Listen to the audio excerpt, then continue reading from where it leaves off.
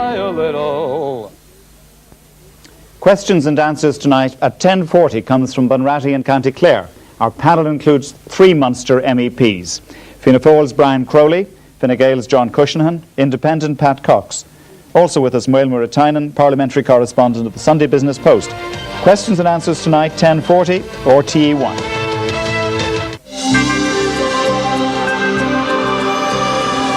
You're watching RTE1. The news is presented now by Mary Kennedy.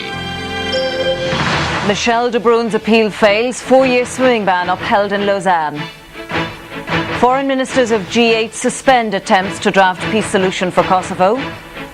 As Elizabeth O'Neill is buried in Portadown, calls for resolution of Drumcree dispute.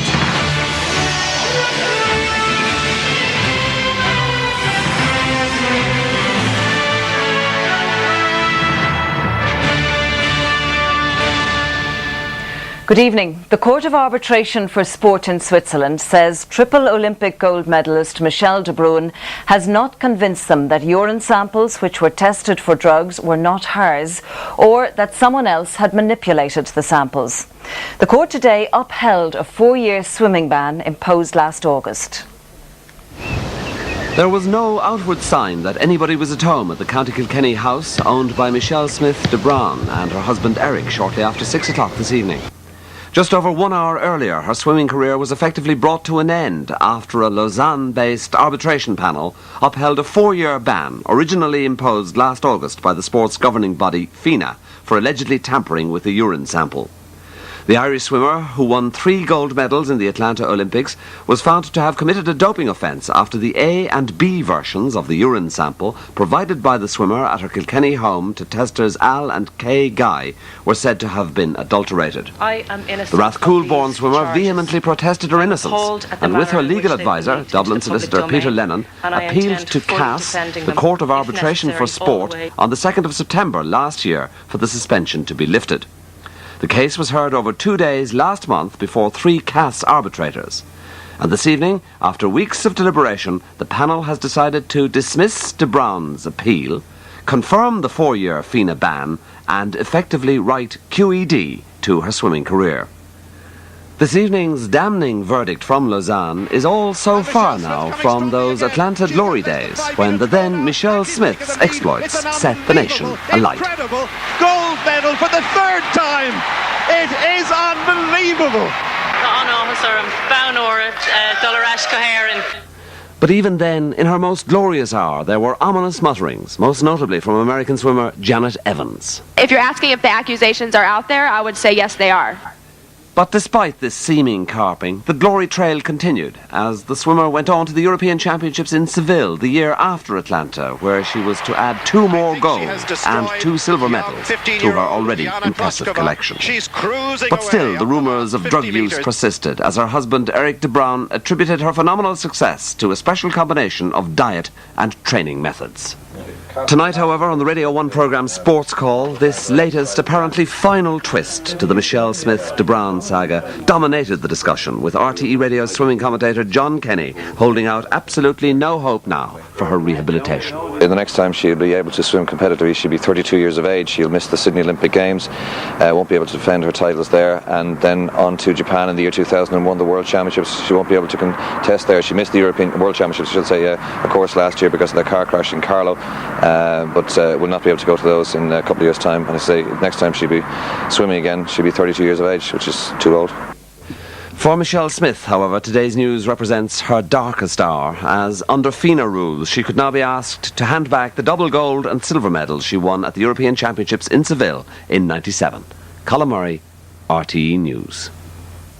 Abroad, and a planned meeting of the UN Security Council tonight aimed at putting the final piece of the Kosovo peace plan in place has been postponed.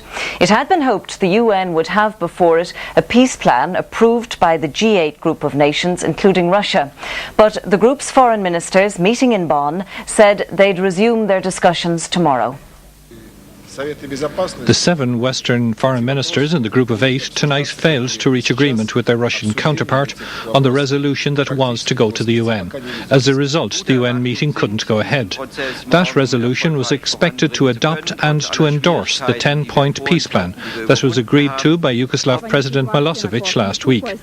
Reports from the G8 meeting indicate 3 separate problems have arisen, which the Russian minister Igor Ivanov said requires approval from Moscow. The G8 ministers failed to agree on the role of a war crimes tribunal, on NATO's role in the peacekeeping force that's to go into Kosovo, and on the vital issue of who commands the peacekeeping force once it gets there.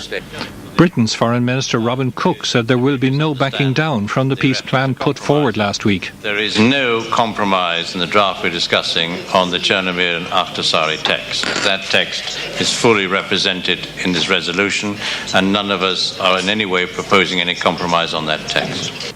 The foreign ministers meet again in the morning to try to resolve their differences. Even if the G8 group gets an agreement, the agility of UN diplomats will be tested before a Kosovo peace deal is agreed. For NATO has said its bombing campaign will not stop until it sees Serb troops leave Kosovo, while Russia has warned it will block a UN agreement until the bombing stops. Michael Conway, RTE News. And NATO has said it's keeping channels of communication open to the Yugoslav authorities following Belgrade's refusal to sign the document which would have put into effect the Kosovo peace plan. NATO insists that most of the details for a withdrawal of Serb forces have been agreed, but Belgrade says it wants a UN Security Council resolution before any troops withdraw. The world expected peace at the weekend. Monday morning brought the world down to earth. 2 days of talking at Kumanovo Air Base about how to get 40,000 troops out of Kosovo and a similar number of peacekeepers in, were to have led to a simple signing ceremony. Instead, this. The Yugoslav delegation presented a proposal that would not guarantee the safe return of all the refugees, or the full withdrawal of Yugoslav forces. Throughout the day, NATO was confident that, despite a few sticking points, the Yugoslavs would sign and the troop withdrawal would begin. But by evening, things were taking an ominous turn. In the early hours, the talks collapsed after Belgrade pulled the plug. NATO insists most of the military aspects of the talks had been agreed, but it's now emerged that the Serbs want a UN Security Council resolution before any pullout, a guarantee that Russian troops will be involved from the start, and that the pullout happens in 2 stages. The West fears Milosevic wants to drag out the process to make a continued bombing campaign politically difficult. With troops continuing to pour into Macedonia, NATO will have to decide if the bombing campaign is now enough. In the refugee camps, with people approaching their 3rd month away from home, thoughts were turning to water shortages. No one here is holding their breath over the talks. For 10 years he lied. Everything he talks, he is lied. We know that. This man says, I don't believe we'll be home soon. We're expecting to be here during the winter. If the West has been taken aback by the apparent duplicity of Belgrade over these peace negotiations, then the people here clearly haven't. They say they have years of experience of Milosevic's promises and lies. They aren't in a position to advise the West on what to do next. They'll have to figure that one out themselves. In the meantime, the West may hope, but there is precious little optimism among the refugees. Tony Connolly, RTE News, Stenkovats refugee camp. Police investigating last Saturday's murder of Elizabeth O'Neill in Portadown in County Armagh have arrested another 3 people. This brings the total being held to 8, 4 men and 4 women. Hundreds of mourners attended the funeral of Mrs O'Neill in Portadown today. A Church of Ireland minister said her death was a terrible waste of life and a tragedy which should spur Orange men and nationalist residents to resolve the dispute over the Drumcree parade, which is due to take place in 4 weeks' time. Elizabeth O'Neill's family was probably singled out for a murderous attack by loyalist paramilitaries because hers was a mixed marriage. She a Protestant, her husband and 2 sons Catholic, living in the staunchly loyalist Cork estate in Portadown. The revulsion and anger caused by the bombing, though, was evident in the faces of the hundreds of mourners, many of them neighbours and friends who'd lived side by side with the O'Neills for 30 years.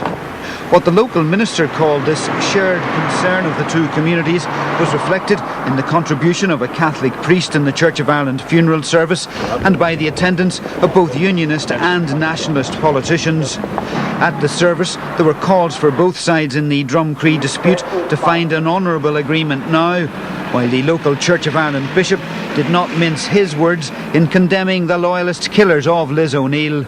Elizabeth had done nothing to deserve it, nor had any of you. You were bombed by the kind of people who are capable of destroying the lives of anyone who doesn't fit into their narrow, godless shell of religion and politics. They have done this to you, and they will face the judgment of God. The spate of loyalist attacks continued today with the discovery of another pipe bomb believed to be similar to that which killed Mrs O'Neill at a Catholic primary school in Ballymena. The device at St Mary's was discovered by canteen staff and later defused. Classes were cancelled and pupils forced to stay away while the bomb was dealt with. Brendan Wright, RTE News, Belfast. The government to suspend £4.5 million in a new campaign to help tackle the problem of teenagers leaving school early and without qualifications. Up to 40 schools around the country are to benefit from an initiative that will provide funding for teachers to come up with their own measures to keep students in secondary schools. The progression from primary school to the Leaving Certificate examinations. It's the challenge that's presently failing an estimated 10,000 teenagers in this country every year, as students drop out of class and leave school without any qualifications. The root causes of the problem are varied. Poverty makes many students go to work at an early stage, and experts say many other children simply can't cope with the transition from primary school. When young people move into secondary school, it's a complex place for them. They've come from a primary school where they have had each year one teacher, one class, one set of peers. In a secondary school, they change classes every 40 minutes or so, change teachers maybe every 40 minutes as well. It's a whole new world for them. To try and get more students into the Leaving Cert exam hall, Education Minister Micheál Martin said today £4.5 million would now be made available, with the onus on schools and their teachers to come up with the answers. We will be saying to the schools, come to us with a plan, and we will agree a plan with you to improve the numbers of pupils staying on, and we will give you additional resources. Now, the additional resources could be in the form of extra teaching resources, or in terms of extra funding for homework clubs in the afternoon, or various other activities. The real test of this initiative will be the percentage of students that will finish school with the Leaving Cert qualification. The Minister says those results will be examined closely before any additional funding is considered. Ciara Malili, RTE News, Cork. The Minister for Justice, John O'Donoghue, is to bring in legislation aimed at protecting people from sex offenders. The legislation includes new requirements for applicants seeking employment where access to children is involved, and a system for tracking and supervising all convicted sex offenders upon release from prison. It's a proposal which has been mooted for several years, but the Department of Justice says the new legislation to protect people from sex offenders will now be made a priority. The new law is designed to protect the public by tracking and supervising sex offenders. Under the terms of the proposed legislation, all convicted sex offenders will have to register with the Gardaí for at least 5 years after their release from prison. Those who have served sentences longer than 5 years will have to register for life. The provisions will also apply to the 336 offenders currently in prison here, to those offenders who come to Ireland from abroad, and to those who apply for employment where access to children is involved. Those who fail to register face fines of up to £10,000 and/or 5 years in prison. The proposed legislation also allows for separate legal representation in rape and other serious sexual assault cases. People who make a complaint in relation to rape or other serious sexual offences will be entitled to legal representation if the defence seeks to bring up their own past sexual history. Only in those circumstances because of the legal constraints under which I must operate. Groups such as the Rape Crisis Centre welcome the proposals but say they don't go far enough. The Minister knows that we are looking for a lot more. We want a victim of rape or sexual assault to have their own lawyer from the moment they go to the Gardaí right through until and during the court case. The Minister says the measures will be put before the Dáil in the autumn and are expected to be law by the end of the year. Flora McCarthy, RTE News. In the final results of the South African elections, the ruling ANC has fallen 1 seat short of a 2/3 majority needed to change the constitution without the support of other parties. In the second